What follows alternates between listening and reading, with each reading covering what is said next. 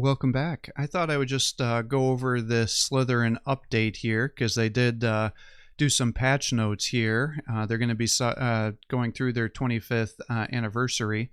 So in exchange, they did give us access to a free orc unit, which is the War Trike here. This would have been the final boss for the Deeds of the Fallen had they decided not just to submit the unit for the final mission and then not have you end up fighting it. So I guess spoilers. But by now, I'd hope most of you probably played the campaign or watched a playthrough of it to determine whether you want to experience it or not. But they do have a release here where it kind of just talks about the future. They talk about the new DLC, that they're planning on doing some things to challenge and work on some balancing. So they're asking for feedback and things. So if there's information you want to share, go ahead, and hopefully that'll help you here. They also have kind of an anniversary of things, but I'm not going to watch that.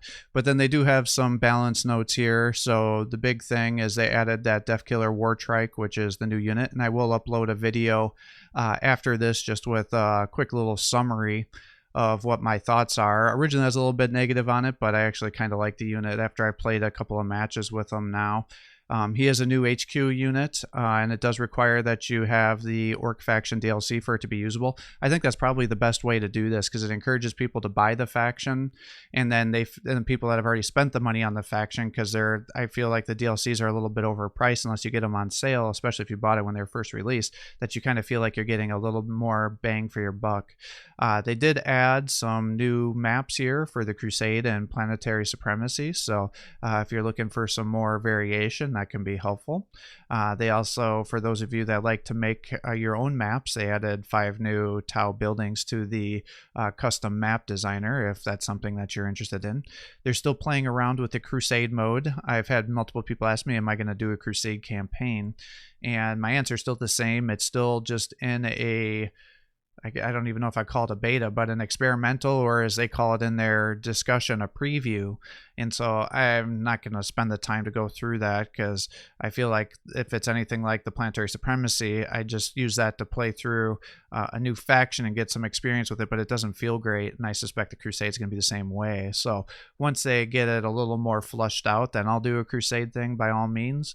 But right now, I just don't want to spend the time on something that's not really going to be super functional. But I have heard good things about it, so it seems like they're going the right way.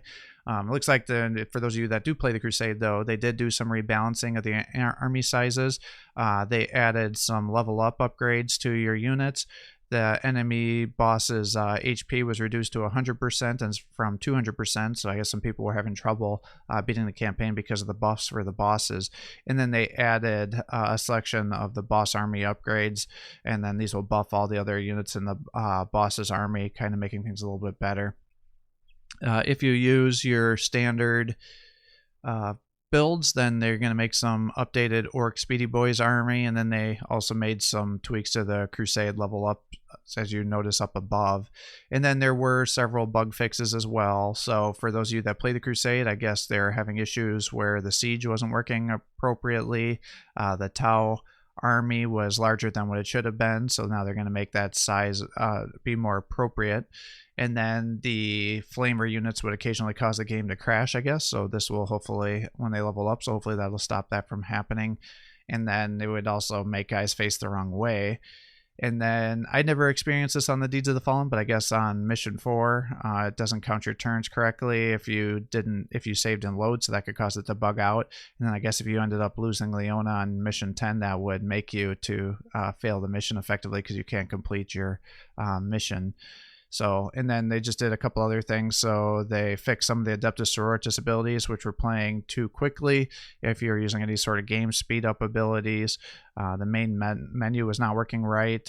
For some people, the tech tree was a little bit too far to the right. So I could definitely see that being frustrating if you couldn't see how much the upgrades were going to cost.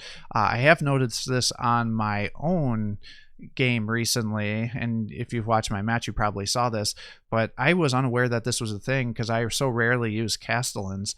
But I guess prior to this upgrade, if you drop mines on the Conquer map location, that would count as one of your units to help you push the Conquer into your favor with additional units, because I did notice that when I dropped some mind, all of a sudden it would change the flag, and I thought maybe that was a bug, but apparently it was not, and that was actually what's happening. But now that will no longer be a thing, so you can't all of a sudden make all these invisible units all over a Conquer map to help you get additional points. I had noticed that the Canonists and the Sister Superiors for the AI rarely seem to attack in melee. They just did either a bunch of shots or would use their abilities, and I guess that was actually a bug. So now they'll hopefully start attacking using their melee weapons, because they're actually very damaging. So I was kind of curious. I had noticed that, but I didn't realize that was a bugging issue. I thought it was just the AI being stupid with understanding on how to use the buffs appropriately. And then it also is starting to add some abilities and little better descriptions for some of these abilities, like telling people that for some of these charge attacks, or the other one that I've noticed it will happen is with the Exorcist. If you're going to use that ability to sacrifice the movement to get the accuracy in the 3 shots, you need to have at least 1 movement. So I'm glad that they're going to start adding those onto some of these things to make it a little more clear, because there's nothing worse than you're getting into a really close competitive match thinking you're going to use this ability, and then you find out that it's not an option because you didn't realize you need to have at least 1 movement point because the description does not tell you that. I hope they'll take this further and they'll just add in descriptions for all the charge attacks and other abilities, telling exactly how much splash damage they'll do too, to say how many units will be affected. Because it's very frustrating, especially for newer players. They think they're going to get all these kills, especially on units like the Tyranids, where they're charging through there, and then they find out it's only going to take out 4 or 5 models on a squad that has maybe 10. Then they feel like, oh my god, I just totally screwed myself, because you just don't have a good explanation of how these abilities work. So I hope they'll continue to work with that, because that has been a complaint that I've had quite a bit. And then there's some issues where some units were starting out not as they had with the right equipment, and then some of the rocks were not in the right spot for the defense of Ionis map, and so that was making them not sync up with the tile matchup. So hopefully that's been fixed. And the reason I hope that's fixed is because this is actually the map that's going to be on for the next tournament, and I think that's actually going to start today or tomorrow.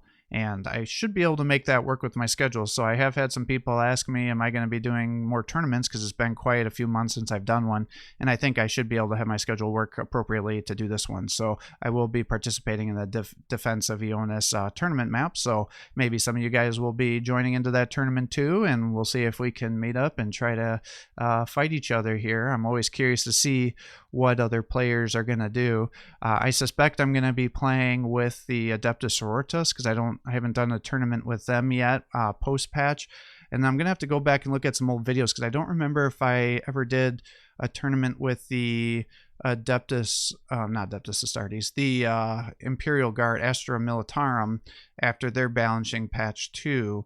But I think for otherwise I have most other factions. But usually when I do a tournament, I like to do 1 to 2 factions, ideally 2, so I can bounce it around a little bit so it's less predictable. And then for those of you that know how I do the tournaments, is I usually wait for the tournament either to be completed or to be on to the final round before I'll upload those videos, because otherwise what I found is sometimes people will recognize my name and then they'll watch my videos and then they'll get an idea of what kind of builds I'm using, and then they can use that to make a counter build for it.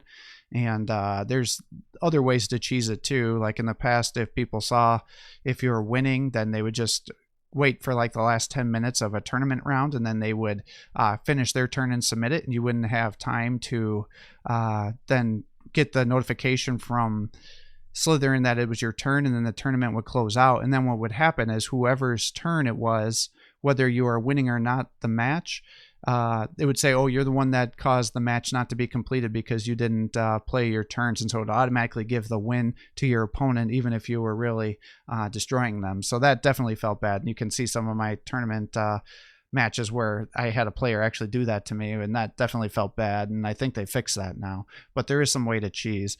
So that's kind of the main patch update here. And then the other thing I wanted to mention is I wanted to get some feedback from you guys about how you want me to do my videos.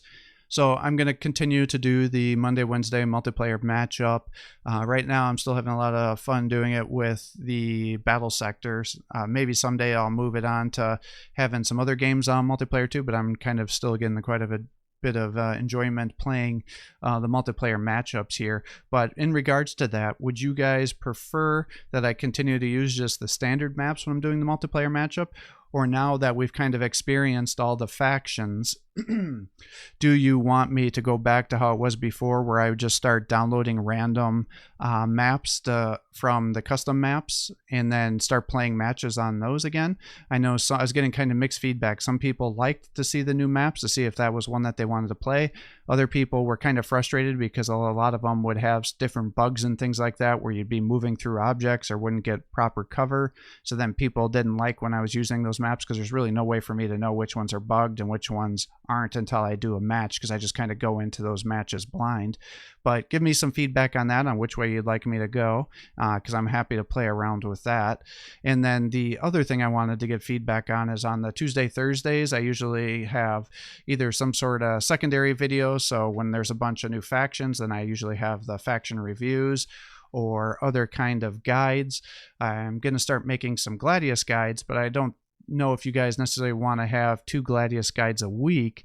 So what I could do is kind of split it up, where one could be Gladius and then the other one could be Battlesector, and I could go back to the faction versus faction videos where I create some videos where I discuss some example unit guide builds on what I'd recommend if you're going to play, say, Adeptus Sororitas for some other faction, or if there's certain factions you guys are struggling with, then you just submit ones on the comments to my videos, and then I make some faction versus faction guides that way. Obviously, I'll make a new video for the free unit, but I'll upload that, I suspect, today if I can get it uploaded. Otherwise, I'll do it tomorrow if I don't have time to record that video before work. But give me some feedback on those 2 things here. That way I can get a better gauge of what your guys' interest is for how to pursue some of these other matchups here. I'm happy either way. I just want to make sure that I'm doing what you guys like as well, because like I said, I'm fine with either option. It's all still fun for me, but if there's something you guys particularly want, I want to make sure that I kind of help you guys with what you need too, because with the recent DLC, there has been more interest in both Gladius and the Battlesector, and so I'm trying to help out some newer players, because there's kind of a big learning curve to both of those games here. So the other thing I'd mention is some people have asked me to go back towards some of my Gladius videos and make them a little better quality. I guess I can do that. I'll probably redo some of the quests, and then what I'll do is I'll use the Too Many Voices mod, and then if those are completed, then I'll do those ones. Otherwise, if they don't have the Too Many Voices, what I'll do to help me just kind of pace things instead of focusing just on going back on the Gladius is, if they've got a new Voices mod, then I'll go back and I'll complete a campaign with that once it's up and loaded. And if there's not one, then we'll jump to a different game, kind of play around. I did purchase Starfall on the last sale that Steam just did. Was it their summer sale or something like that? So that would be a game I'd like to play around with a little bit in the near future as well. So those are kind of my thoughts on a little channel update, in addition to the last patch update here for Battlesector. So I hope that helps. If you're enjoying these videos, please give my channel a like and subscribe. Encouraging to post more content for you. Have a great day.